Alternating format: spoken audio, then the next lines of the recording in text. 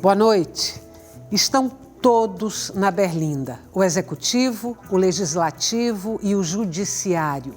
A crise brasileira tomou tal proporção que nenhum dos três poderes está acima de qualquer suspeita ou de especulações. No Opinião Pernambuco de hoje, nós vamos falar sobre a atuação do judiciário neste momento de incertezas institucionais e políticas. Participam do nosso programa o secretário-geral da OAB Seção Pernambuco, Fernando Ribeiro Lins, e a professora de Direito da UFPE, Liana Cirne Lins. Boa noite. Boa noite. Grata pela presença de vocês hoje aqui no Opinião Pernambuco. Eu vou propor que a gente converse sobre a atuação do judiciário no âmbito da Lava Jato, primeira instância e STF, a atuação do STF durante o processo de impeachment, os custos do judiciário nas contas públicas. Mas antes da gente entrar por aí, eu queria fazer uma mesma pergunta para vocês.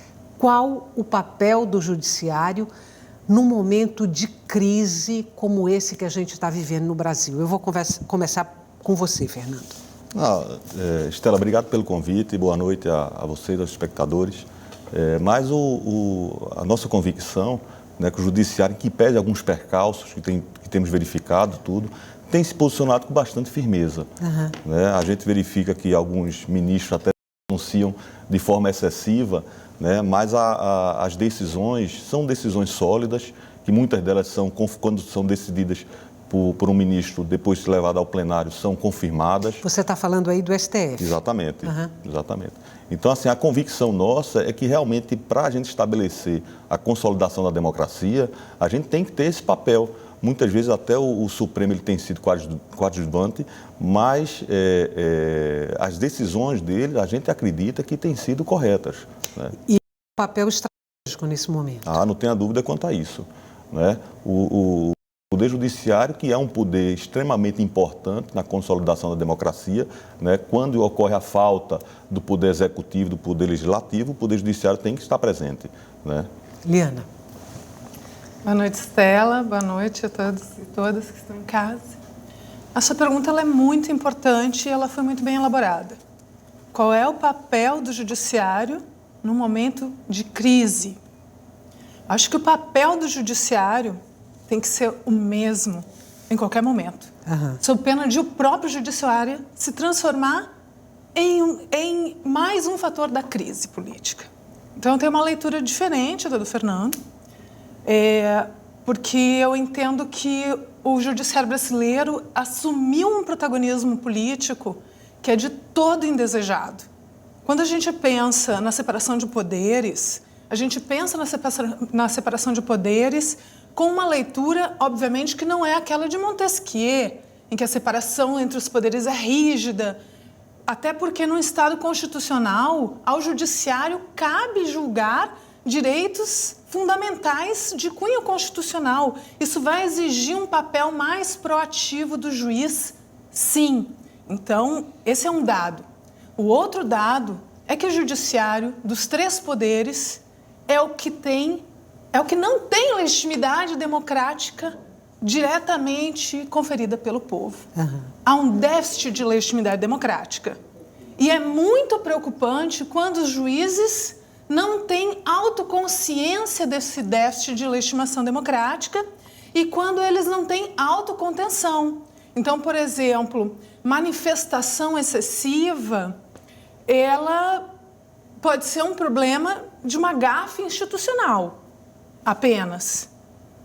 Mas, se a manifestação diz respeito ao objeto do julgamento, antecipa a posição do juiz acerca do objeto da causa, quando a causa ainda não foi julgada, quando não foram ainda produzidas provas, quando essas provas ainda não foram submetidas ao judiciário, isso não implica nada menos do que ausência de imparcialidade. Isso é muito grave. Você está falando aí do Judiciário de um modo geral ou você está se referindo ao Supremo Tribunal Federal, que foi a fala de Fernando, se referindo especificamente ao Supremo? Me refiro em especial ao julgamento da Lava Jato, ao julgamento de todos os casos de cunho político que nós temos assistido. Então, é claro, a gente não quer um judiciário acovardado. Não é isso. O judiciário, ele vai sim deliberar sobre direitos de natureza política, mas ele não pode ser o protagonista político como ele tem sido em vários momentos no último ano e meio que nós temos assistido. Isso é assustador. Não é esse o papel do judiciário. Você acha que o judiciário, tanto em instância superior como o STF, como na primeira instância, aí também trazendo para a Lava Jato, tem tido um comportamento político? No caso especificamente da Lava Jato, do caso do juiz Sérgio Moro, né, claro que eu tenho algumas reservas de algumas posições que ele tem tomado, né, posições essas que até você vai de frente à questão das prerrogativas dos advogados. Né, e como a gente tem dito, as prerrogativas, é importante a gente observar, não são dos advogados. Né, os advogados estão ali no exercício daquelas prerrogativas que são das partes. Então, muitas vezes a gente observa que as partes não têm acesso aos documentos que justificaram sua prisão. Né? Então, a gente realmente, a OAB, até nesse caso, tem atuado, né, através da Comissão de Prerrogativas, né, tem auxiliado os advogados que têm encontrado dificuldade, porque muitas vezes as prisões ocorrem, né, e o indiciado sequer tem conhecimento dos motivos da sua prisão.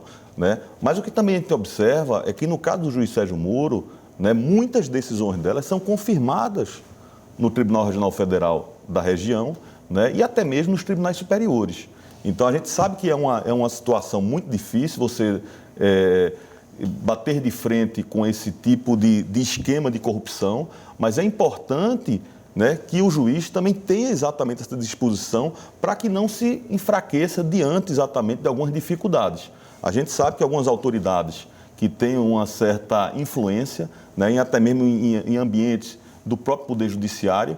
Então, se o juiz não tiver essa disposição, né, e até um certo protagonismo, ele não vai conseguir exatamente enfrentar quanto a isso. Né? A questão da delação premiada é uma lei que foi sancionada na época da presidente Dilma Rousseff, né, e hoje é um dos principais fatores que tem permitido, né, desbaratar essa quadrilha que se formou no país. Eu vou, então, aqui trazer para vocês, já que a Lava Jato, na primeira instância, entrou em questão, e aí, no caso agora, a atuação de Sérgio Moro, eu vou trazer para vocês um posicionamento do ministro Gilmar Mendes, do STF. Ele voltou a fazer críticas em relação à condução da Lava Jato em primeira instância, aí, no caso, mais especificamente em relação às prisões prolongadas, para que, com isso, a Lava Jato consiga delações premiadas. A expressão não é minha, foi uma expressão usada por ele, que essas prisões se assemelhavam a uma tortura. Exagero, de Gilmar Mendes, conflito de interesses e por que só agora o STF se pronuncia a esse respeito? Caroliana? Olha, a gente tem que olhar para a STF como uma corte suprema de viés político. Todos os ministros são nomeados pelo presidente da República. O ministro Gilmar Mendes foi a nomeação do então presidente Fernando Henrique Cardoso e é pública a inclinação ou o alinhamento ideológico tucano, digamos assim, do ministro, embora em tese não sejam os ministros ligados a nenhum partido propriamente. Mas isso é notório, é o que se comenta publicamente. E talvez nesse momento em que o senador Aécio e que a Lava Jato esteja chegando ao PSDB, esse tipo de abuso e de excesso começa a preocupar o ministro Gilmar Mendes, mas essa é uma preocupação que já vem sendo discutida na academia, na universidade, há muito tempo.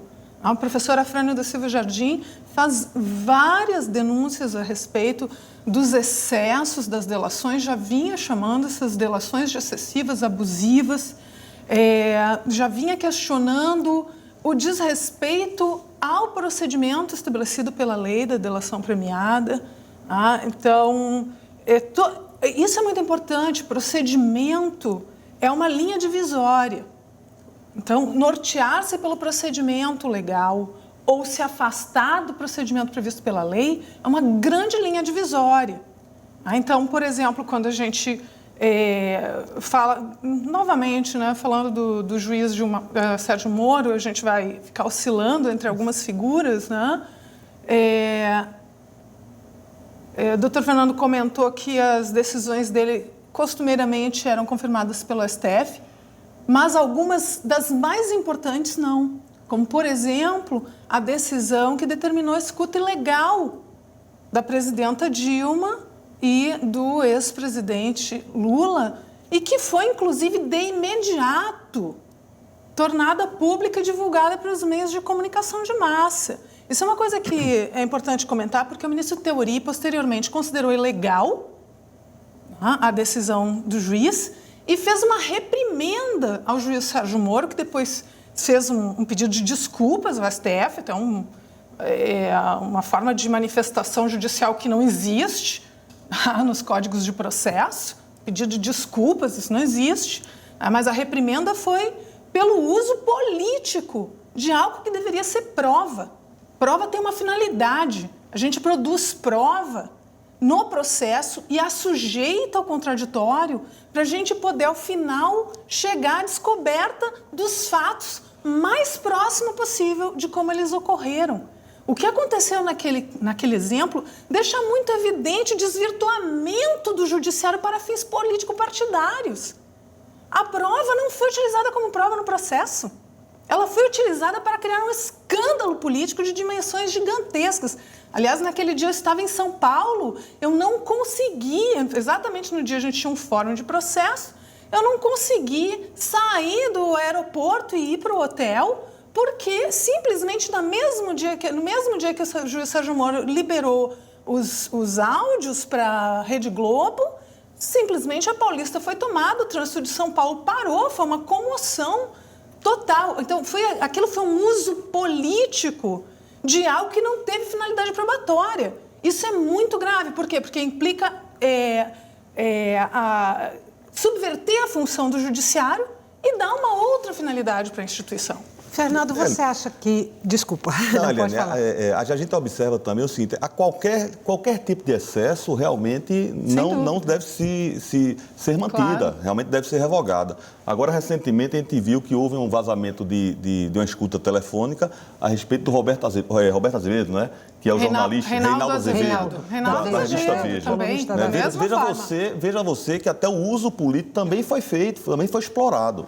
Então, assim, todos esses casos em que ocorre excesso, sem dúvida. Nesse caso do juiz Sérgio Moro, realmente a gente observou que foi completamente descabido aquele vazamento, né? Até com propósito, pode até ser questões políticas, em que pese eu não acredito... Foi um fato, né?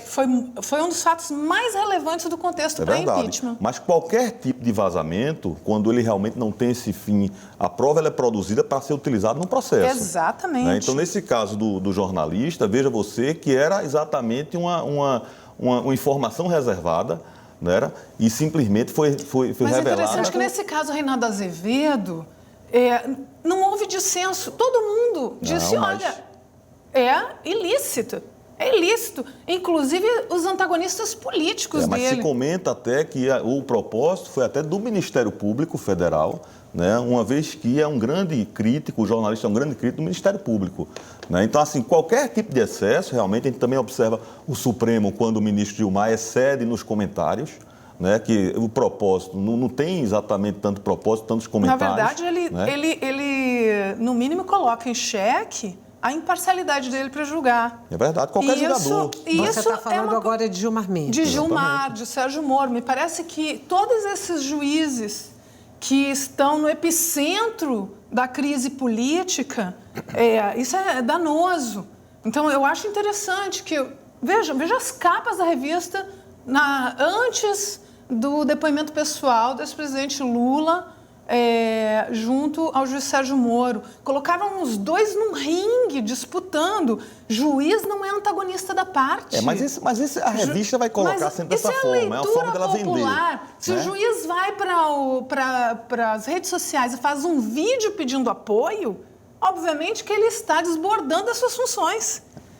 Então, se ele faz um vídeo pedindo apoio, se ele é lido como um antagonista político, obviamente ele saiu do seu papel de juiz. O juiz é figura imparcial, ele não é adversário das partes que ele está julgando. Isso é muito sério. A imparcialidade não é um favor do Estado. É uma obrigação, né? A imparcialidade é um requisito da atuação institucional. Sabe por quê? Porque a gente chama de poder de resolver os conflitos. E esse poder originariamente era dos cidadãos. O Estado tomou esse poder para si com a formação do monopólio jurisdicional. Tirou de nós um poder que era nosso. Para tirar de nós esse poder, ele fez um contrato social conosco e nos assegurou uma coisa chamada devido processo legal, com direito a um juiz imparcial que observe as regras do procedimento.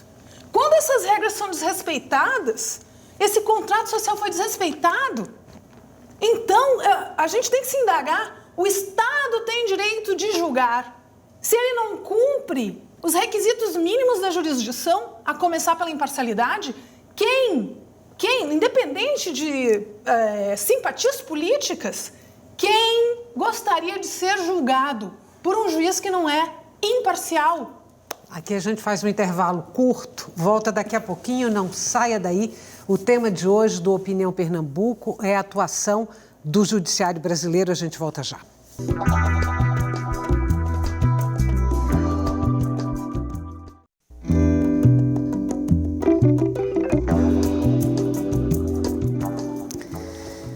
Estamos de volta com Opinião Pernambuco. O tema de hoje do nosso programa é a atuação do Poder Judiciário brasileiro nesse contexto de crise e instabilidade política. Participam o secretário-geral da OAB, Seção Pernambuco, Fernando Ribeiro Lins, e a professora de Direito da UFPE, Liana Cirne Lins. Fechamos o bloco anterior com vocês falando da Lava Jato. Fazendo uma análise da atuação do juiz Sérgio Moro à frente aí das investigações. Eu tenho duas perguntas para vocês, para a gente abrir esse bloco. Se sim, vocês ou quem concorda que houve uma espetacularização da Lava Jato, se não há mais essa espetacularização nesse momento e se não há, por quê? O que mudou nesse tabuleiro de xadrez aí que a Lava Jato não é mais espetacularizada como foi, se é que foi? Olha, Estela, me parece que o Ministério Público, cada vez mais, ela tem se superado. Né? Algumas situações é que a gente acredita que ele já chegou ao limite, como aquele episódio que ele fez aquele encontro no hotel, né, lá em Curitiba, para poder fazer aquela apresentação. Aquela né, do PowerPoint.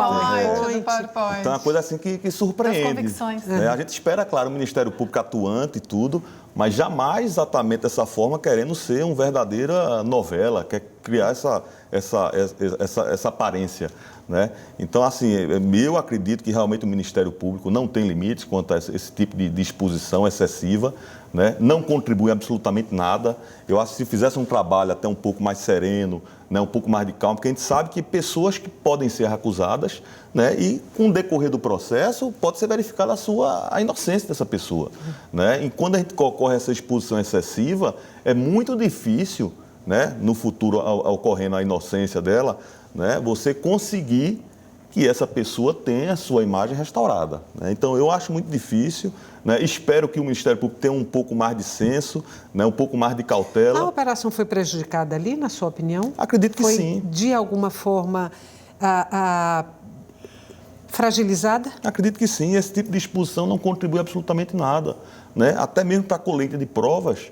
Né? Se o Ministério Público expõe dessa forma, ele pode até atrapalhar o processo em que ele é o maior interessado. né? Então, eu acredito que o Ministério Público ele tem que ter um pouco mais de cautela, né? E é como eu coloquei inicialmente, até a questão das prerrogativas.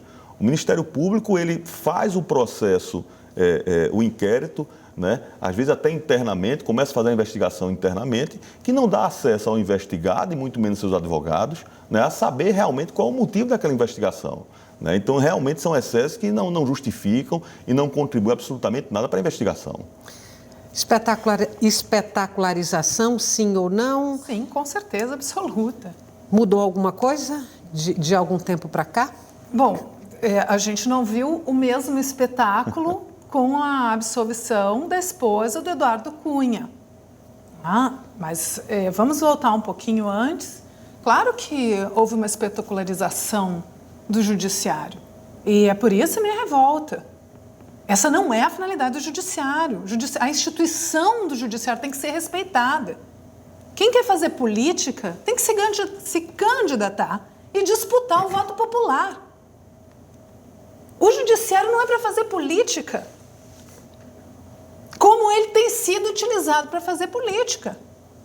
Quem quer fazer política é legítimo. Quem quer ter apoiadores, gravar vídeo para os seus apoiadores, é legítimo, mas se filie num partido político e dispute os votos.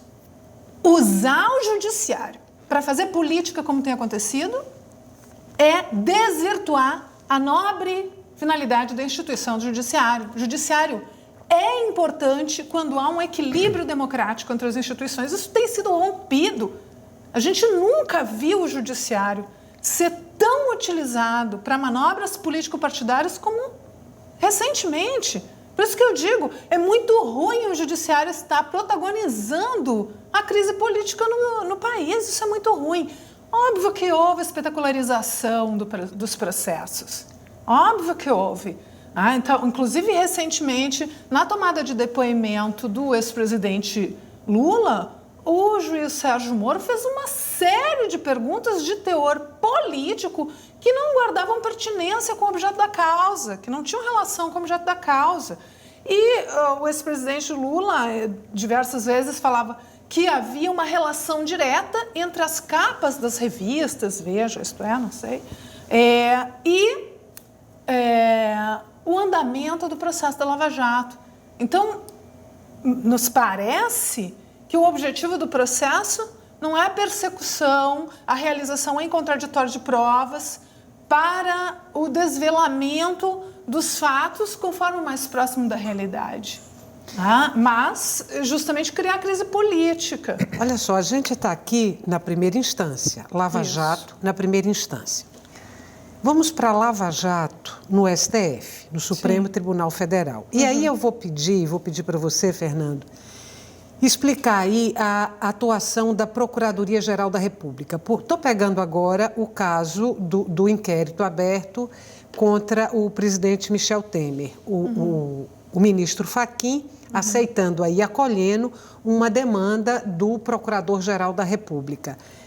Quais são os papéis? Quer dizer, qual é o papel da Procuradoria, qual é o papel do STF? A primeira pergunta, e já lançando a segunda para vocês.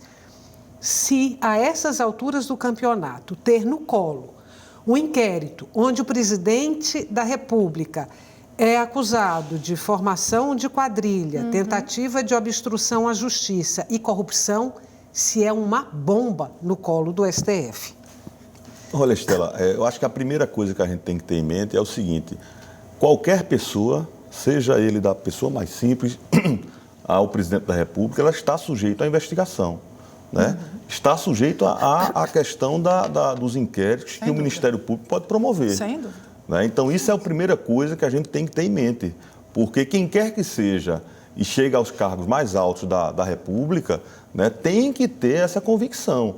A gente tem verificado que nos últimos tempos, né, os presidentes têm respondido a processos junto ao Supremo Tribunal Federal. Nesse caso especificamente, realmente decorreu aí da delação premiada da JBS. Né?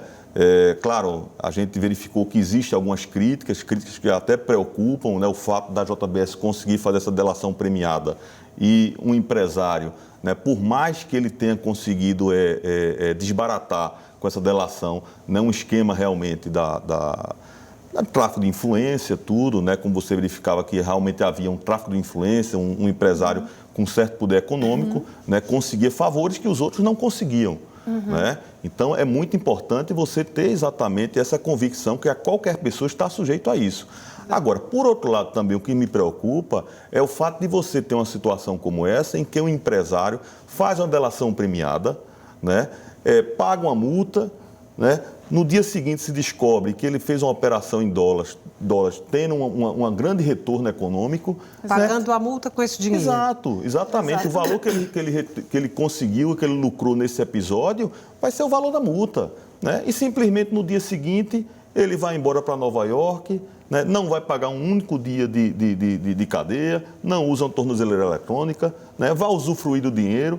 Então, assim, é uma preocupação, claro, sem querer exatamente tirar a responsabilidade do senhor presidente da República no episódio, porque é extremamente estranho como é que pode um presidente da República receber um empresário que já estava respondendo a inquéritos, né? E todos sabiam, se nós já sabíamos, imagina um presidente da República, que ele sabia que o empresário não estaria sofrendo essas representações. Né? Então, como é que ele recebe um empresário como esse, né, à noite, né, sem estar na agenda oficial, para conversar sobre ilícitos como esse que foram relatados? Né? Então, assim, é uma questão que precisa de uma análise muito, muito serena para realmente também não cometermos injustiças. Nesse caso aí, Procuradoria-Geral da República e STF se comportando, no seu ponto de vista específico, adequadamente? Com menos espetacularização, você quer dizer? Eu acho que sim. E eu acho que é necessário. Que não, veja, no início eu comentei que num Estado constitucional os poderes do judiciário eram ampliados de fato. Então, existe uma justiça constitucional que concentra muito mais poder do que os modelos jurisdicionais em que não há justiça constitucional. Então, é óbvio que as Cortes Supremas, elas concentram poder. Mas a associação da atividade jurisdicional com a atividade midiática é diferente de transparência. Aquilo que você chamou de espetacularização, isso é perigoso. Então, eu não acho ruim que nesse momento não esteja havendo espetacularização. O que eu acho ruim é que tenha havido espetacularização e somente agora esteja se aplicando uma certa medida de autocontenção. Me preocupa que o processo de anulação do impeachment que tramita no STF não esteja tendo andamento também. Então, até porque o relator é o ministro Alexandre de Moraes, né, que foi recentemente nomeado e que, inclusive, participou de uma pré-arguição com os senadores em um barco de uns senadores à noite, num ambiente, digamos assim, excessivamente informal, e todos os senadores eram investigados da Lava Jato. Dizem a brincadeira até que fizeram só uma pergunta: você vai nos condenar ou você vai nos absolver? Deixa eu pegar esse ponto aí que você colocou e vou trazer, então, uma outra questão para que vocês possam comentá-la, observando aí a partir de uma perspectiva legal e do comportamento das instâncias, enfim, envolvidas no caso. Vamos pegar o impeachment da presidenta. O processo do impeachment foi conduzido na Câmara por um réu. Só não era réu confesso, né? Mas era um réu e várias denúncias envolvendo Eduardo Cunha, que era o presidente da Câmara naquele momento. Apesar de ser réu, ele conduziu todo o processo do impeachment sem ser incomodado.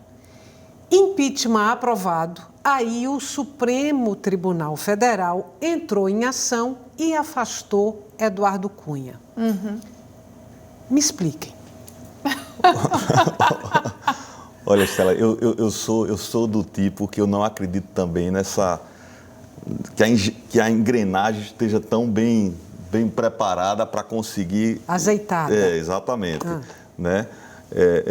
eu como advogado, né, em que pese não seja criminalista, né, mas o fato é que, por mais que ele esteja sendo investigado, o Eduardo Cunha naquela oportunidade, realmente, de repente, o processo não estaria maduro para que ocorresse o afastamento dele, né? Então, assim, realmente é muito estranho você ter uma pessoa investigada que é o responsável pelo recebimento do pedido de impeachment, né? E é uma pessoa que deve ter uma imparcialidade e uma certa inocência, né, completa, né? Jamais a gente pode admitir que uma pessoa esteja respondendo a tantos processos e poder conduzir um processo tão importante como aquele.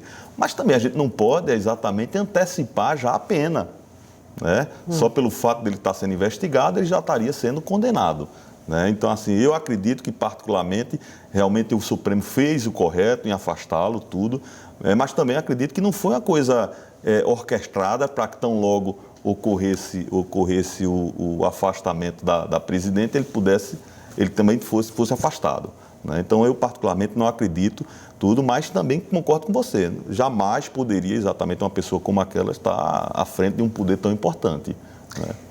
Eu já tenho outra opinião. Bom, isso é importante, né? Na minha opinião, foi extremamente orquestrado. Uma orquestra desafinadíssima com a democracia, mas não houve rigorosamente nada acidental. Rigorosamente nada acidental. Então, foi o ministro Teori que antes de sofrer o acidente, ou ser sofrido, não sabemos, foi o ministro Teori que determinou o afastamento do deputado Eduardo Cunha imediatamente após ele ter concluído os trabalhos na Câmara dos Deputados. Imediatamente após o impeachment, foi votado e aprovado o aumento da magistratura, imediatamente um dia depois. Então, não me parece sejam dados acidentais, até porque diz que não existe creche em Brasília, né? Não tem criança. Então, esse é um nível de política muito bem arquitetado.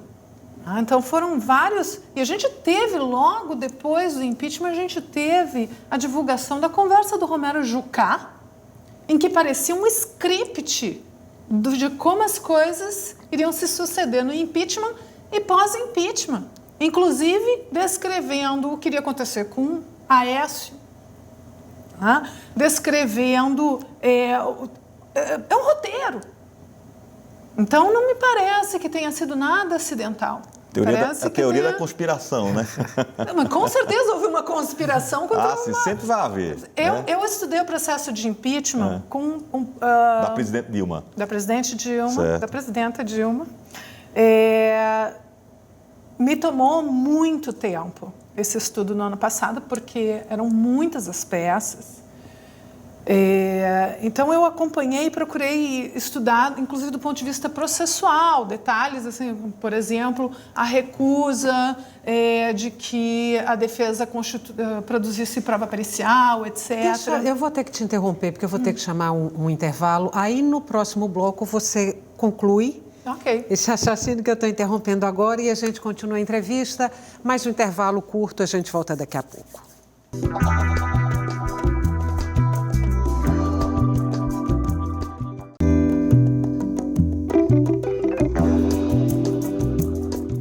Estamos de volta para o terceiro e último bloco do Opinião Pernambuco, a atuação do judiciário brasileiro neste momento de incertezas institucionais e políticas, é o tema de hoje do nosso programa. Participam o secretário-geral da OAB, Seção Pernambuco, Fernando Ribeiro Lins, e a professora de Direito da UFPE, Liana Cirne Lins. Liana, eu lhe interrompi no bloco passado, porque a gente precisou chamar um intervalo exatamente no momento que você estava falando, que tinha se debruçado, tinha estudado o processo de impeachment da presidenta Dilma. E você ia concluir e eu te tomei a palavra, estou devolvendo agora. Não, foi muito interessante o estudo do processo de impeachment, inclusive...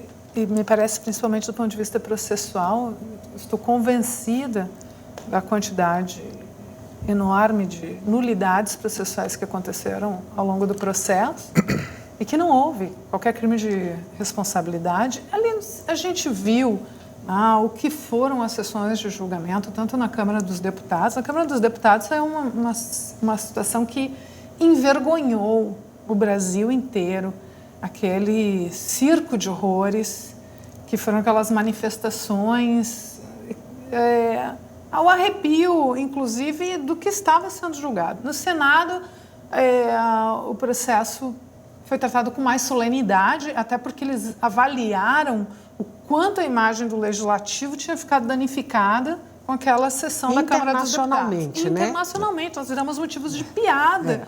Fomos considerados um país com um dos piores e mais desqualificados legislativos do mundo.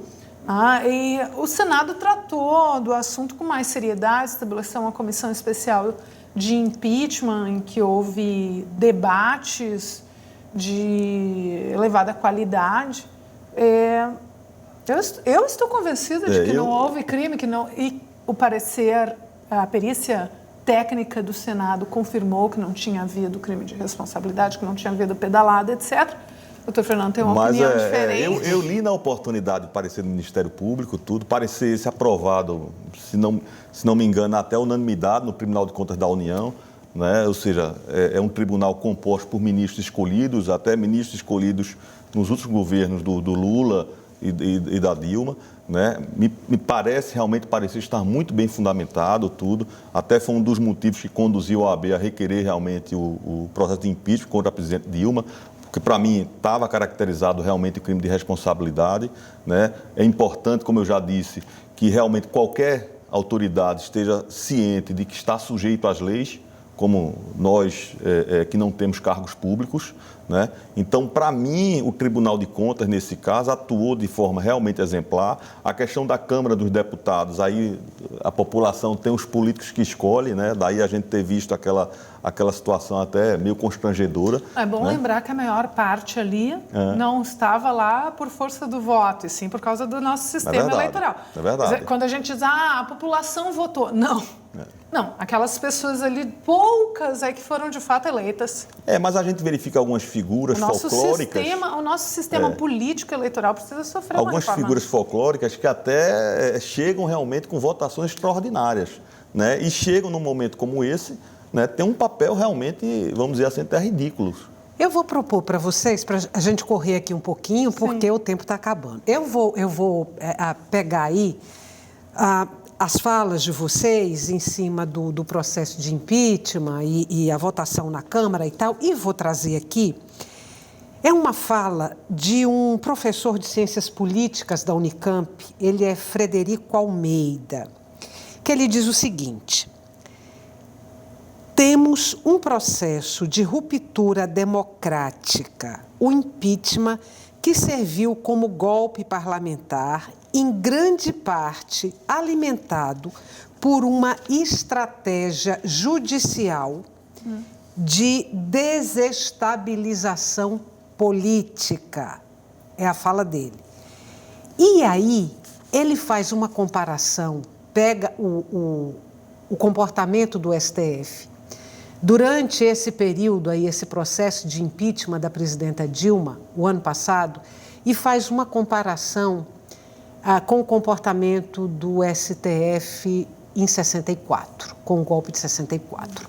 A minha pergunta para vocês é a seguinte: é possível fazer uma correlação, uma aproximação, o que aconteceu naquele momento no Judiciário em 64 e o que está acontecendo agora? Olha, Estela, eu acredito que não. A gente vive em situações, em momentos, né, do país completamente diferentes. Né? Naquela época você não havia a democracia, a liberdade de expressão que você tem hoje em dia. É verdade que a gente verifica alguns excessos de algumas autoridades, né? Como até alguns ministros do Supremo. Mas a censura à imprensa veio depois do golpe. Ele se refere ao comportamento do judiciário no processo do golpe de 64 e o comportamento do judiciário agora no processo de impeachment em 2016. Diane. Eu estava pensando primeiro na questão do impeachment ainda. A denúncia foi feita contra a presidenta Dilma Rousseff, ela foi feita porque as operações financeiras, elas foram realizadas sem alteração do orçamento e sem a aprovação do legislativo, que era fundamental. Essa aprovação ela aconteceu exatamente no mesmo dia em que o Eduardo Cunha recebeu a denúncia de impeachment contra ela. Sendo que ele era presidente da Câmara dos Deputados, não tinha como ele ignorar que aquela aprovação aconteceu no mesmo dia em que ele recebeu a denúncia de impeachment. E, poucos dias depois do Partido dos Trabalhadores ter declarado que não iria isentar o deputado Eduardo Cunha do processo na Comissão de Ética. Eu estou trazendo essas informações porque elas acabaram sendo muito mais importantes do que os dados jurídicos nas provas que foram produzidas no processo em si.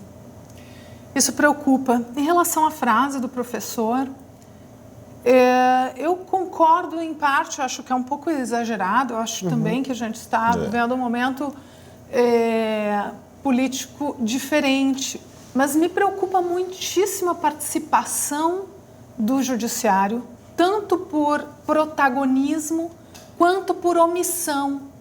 Por exemplo, omissão no julgamento do processo de anulação do impeachment, omissão no julgamento do afastamento tempestivo do deputado Eduardo Cunha, quando ele presidia a Câmara dos Deputados, e um protagonismo e uma espetacularização que não combinam com o judiciário. De outro lado, são ações contraditórias do judiciário que mudam conforme o réu. Então, isso é extremamente preocupante. O judiciário ele só deve atuar, a gente sabe disso, como advogado, né, na hora que ele é convocado, né? O judiciário não tem autonomia de tomar iniciativa como acontece no Ministério Público, né? Então, muitas vezes, o judiciário fica sujeito aos requerimentos do Ministério Público, né, nesses casos das investigações contra os presidentes, né? E, realmente, se o judiciário não tiver, como eu já tenho dito, a questão da imparcialidade, e aí tem ultrapassado alguns limites, né, a gente tem se deparado com algumas situações que chegam até a se questionar a legitimidade dos ministros, né? Deixa eu trazer uma outra questão aí, também pedindo para vocês me explicarem, para eu entender. O primo de Aécio Neves está preso. A irmã de Aécio Neves está presa. Aécio Neves está solto. São detalhes do processo que às vezes fica até um pouco difícil a gente explicar tudo, né? Mas é no mínimo estranho, né? Se as pessoas que são... Quando tem prova lícita, é diferente, é prova lícita, só um pequeno esclarecimento. Quando a prova ela é constituída com o partícipe da conversa, ela não é ilícita. Então, se nós estivermos conversando e eu gravar essa conversa, essa é uma prova lícita. É diferente de eu interceptar uma conversa que vocês dois tenham, como aconteceu, por exemplo, com a conversa entre o presidente Dilma e o ex-presidente Lula. Então, foi apresentada uma prova lícita de teor extremamente grave, inclusive com a afirmação: tem que ser alguém que a gente mate antes de fazer a delação. Isso é muito sério. Agora veio à tona uma outra conversa com o senador José Perrella, falando de tráfico de drogas. Mas eu queria... E a gente observa os operadores, né, que exatamente a irmã dele e o primo, né, estão presos, né, e o mandatário não. Deixa eu trazer um questionamento mínimo, né? que tem sido... Realmente é difícil. Deixa eu fazer um questionamento que tem sido feito nas redes sociais. Que justiça é essa? Eu vou usar a linguagem que... Porque você não precisa ter doutorado em Direito, mestrado em Direito, não precisa ser formado em Direito para compreender certas distorções que são visíveis a olho nu. Então, que justiça é essa em que uma mãe que furta um ovo de Páscoa é condenada a 3 anos de reclusão. E a Cláudia Cruz é condenada a devolver R$500 milhão, dinheiro esse reconhecidamente advindo da corrupção, e não é condenada. Isso é uma distorção que é muito difícil da sociedade civil compreender. Então, a gente tem que fazer alguns questionamentos, porque, de um lado, o judiciário tem que se ater às formalidades do processo. Essas formalidades são resultado de um processo de acúmulo histórico de direitos e poderes da sociedade civil. Então, o magistrado não pode, o juiz não pode deixar de obedecer às regras do procedimento quando lhe convém, ou quando ele não gosta do réu, ou quando o réu é seu adversário político, que em tese não poderia acontecer isso, porque o juiz deveria ser imparcial. Imparcialidade, como eu disse, não é favor.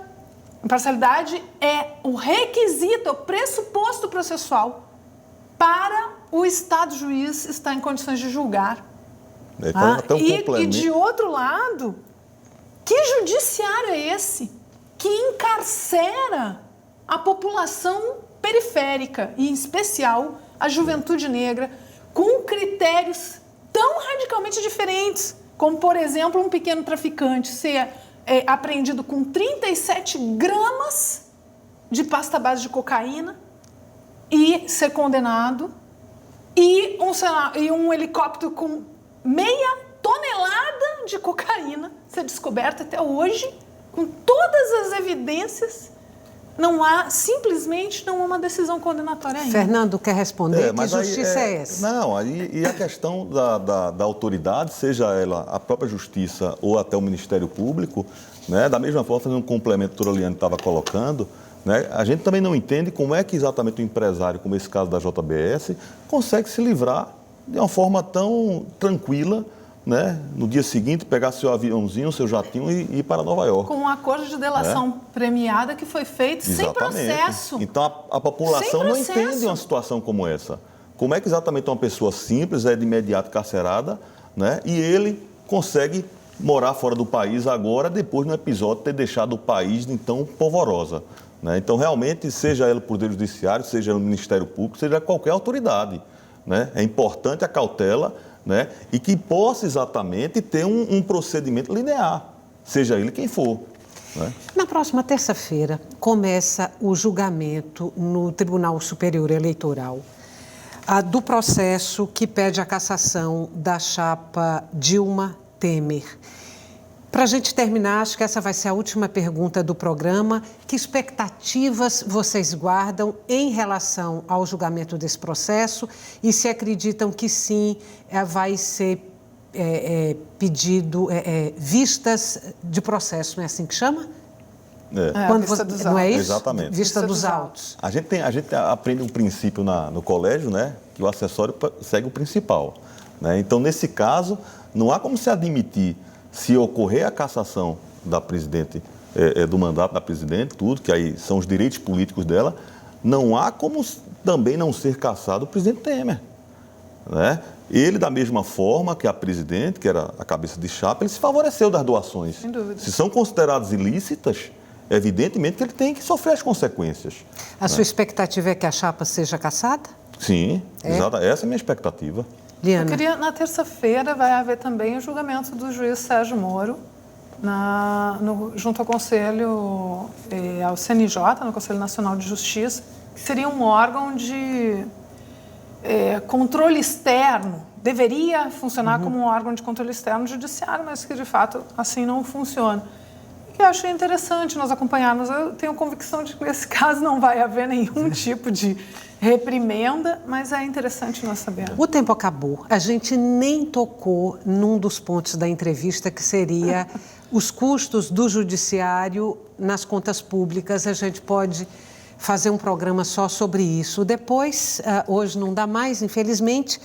E eu quero agradecer, antes da gente terminar, a participação pelas redes sociais, especialmente no Facebook do Opinião Pernambuco, de Luciana Vieira, Leandro Gibson Cavalcante, Maria Elizabeth Sintra, Lucas José, Suzane Freitas, boa noite mais uma vez. Para você que está em casa, boa noite. Muito obrigada pela companhia até agora e o Opinião Pernambuco volta amanhã.